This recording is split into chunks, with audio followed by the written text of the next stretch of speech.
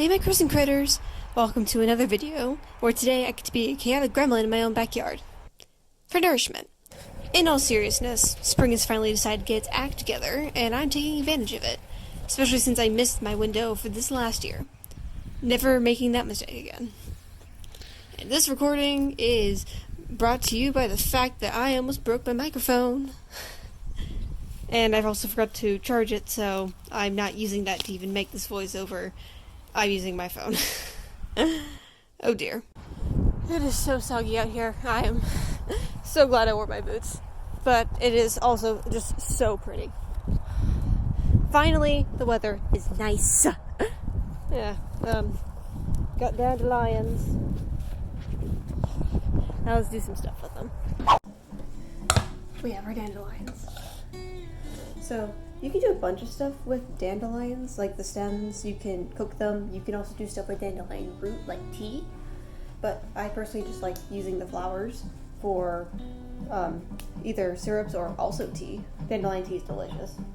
But yeah, every part of a dandelion is edible, and it's actually very useful for a lot of things. You can make it. You can make dye. You can make food. You can make tea. And dandelion syrup, which is what I'm making with these ones, is a really good sweetener for tea, coffee. You can put it on top of ice cream or other desserts. I've also baked with it because you can use it as a substitute for honey in some recipes. And I've done it with making honey bread, and it's delicious. And it's just such a fun thing to do in your free time. And just make sure you wash your dandelions. They're disgusting, most likely. So you gotta make sure to wash them. And you're gonna pop off the heads for making, this is for dandelion syrup. You're gonna pop off the heads from the stems, put them in your pot. So I'm gonna do that real quick. I have quite a lot here, so it's gonna take a second.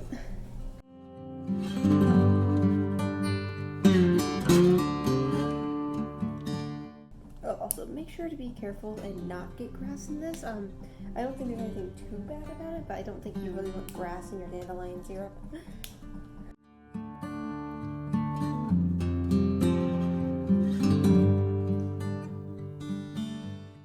Also, I've seen people make noodles out of the stems, and apparently it's really good. I'm not going to be doing that this time, because I don't really know if I have all the stuff for it, but feel free to try that out and let me know how that goes. And the dandelion leaves, these can be used in salads or in place of any vegetable in a meal. They're very useful.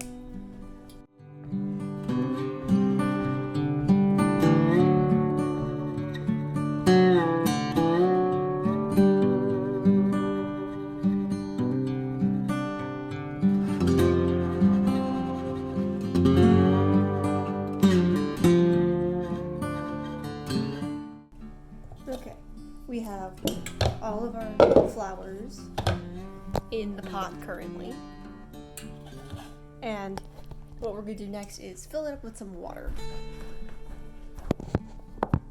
from the tap. You want it just cover the flowers. You don't want to put too much water in there.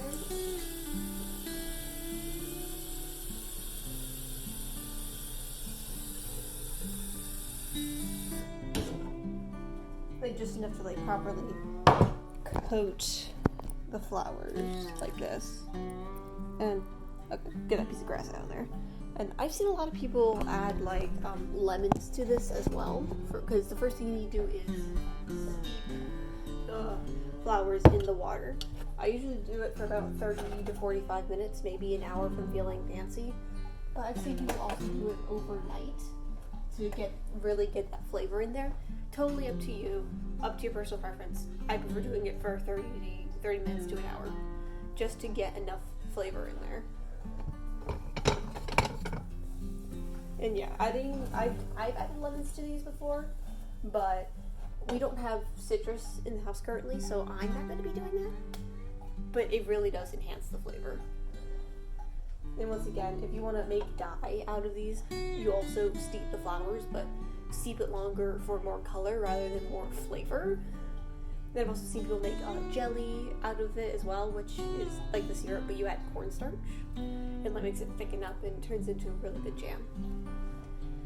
So I'll come back to you guys when this is done steeping. We are done steeping. So I'm gonna grab a trivet so I don't burn the counter. But yeah, this was on the stove for about 45 minutes.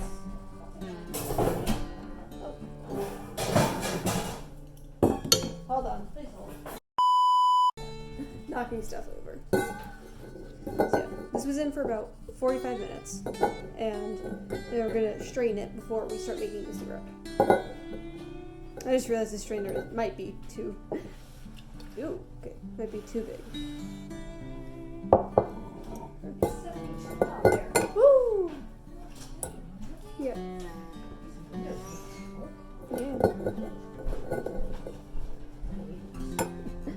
So we're gonna strain this. It's okay. My glasses. Oh no.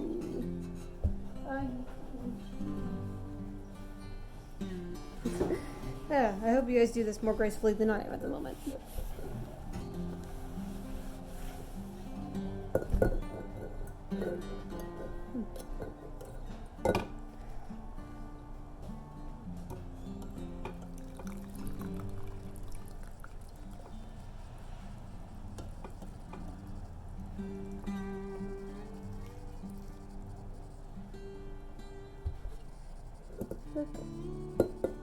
That's about all of it, and it's this nice dark color.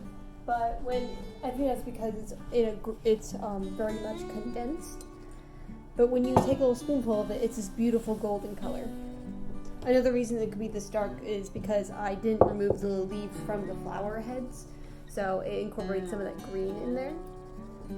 But overall, I think if you were going to use this for dye, this is where you stop here. This is what you use to dye with, and you can go about your process. But we're going to be making syrup. So what I usually do is, for ratios, you need sugar for this. And I go, for every 2 cups of the water, you put in 1 cup of sugar, just to get that good ratio. I have about 1.5 cups of sugar here. So doing math, that would be about 3/4 a cup of sugar. So I'm going to get a smaller pot for this, because it's going to get cooked down a bunch. And this pot is too big. So I'm going to put the water in here. And then we're going to get some sugar right here.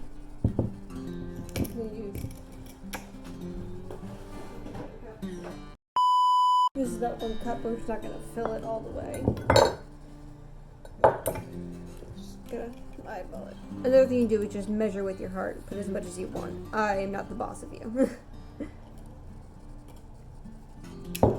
So before, when you were steeping things, you could very much just leave it on the stove and walk away. But for this, it's a bit different. You have to monitor it so you don't accidentally caramelize your syrup. And you have to constantly stir it, make sure it gets the right thickness. If you're deciding to make jam with this, about halfway through, you're going to start adding cornstarch so it thickens up more into more of a jammy texture. Just don't add too much. I've made this mistake before. When you add it, you have to be very careful about it, or it's gonna just turn into Jello. Yeah. Because once it cools, it's gonna be a lot thicker than it is when it's hot.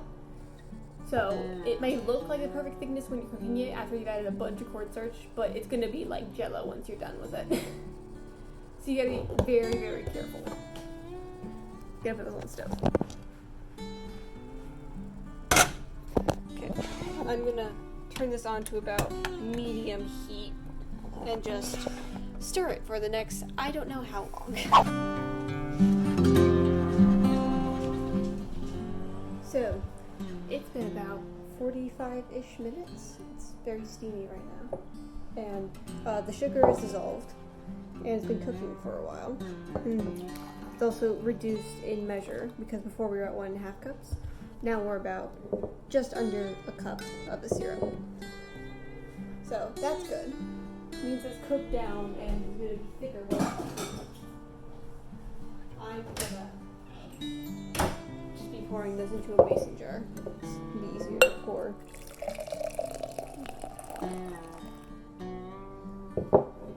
Then you can just let it cool, cap it, put it in your fridge.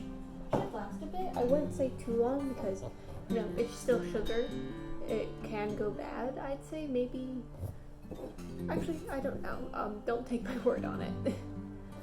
But yeah, we've got ourselves some dandelion syrup. Hope you guys enjoyed this video.